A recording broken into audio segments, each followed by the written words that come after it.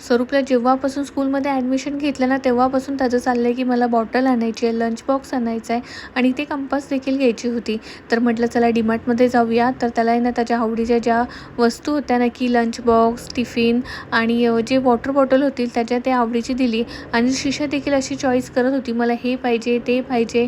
त्यानंतर मी इथे डेली वेअरसाठी माझ्यासाठी टी शर्ट बघितले. हा मला आवडला, मी घेतला आणि नंतर घरातल्या ज्या रोजच्या वस्तू असतात त्या घेतल्या, जसं की तेल, तांदूळ, डाळी वगैरे अशा रोजच्या ज्या वस्तू लागणाऱ्या आहेत त्या घेतला. बिलिंग केलं आम्ही आणि डीमार्टमध्ये ज्यावेळी आम्ही बिलिंग करत होतो त्यावेळी मला कळलं की स्वरूपने ना कुरकुरे पण घेतलं आहे आणि ते बाहेर आलं की लगेच त्याने ओपन केलं आणि दोघांनी खाल्लं.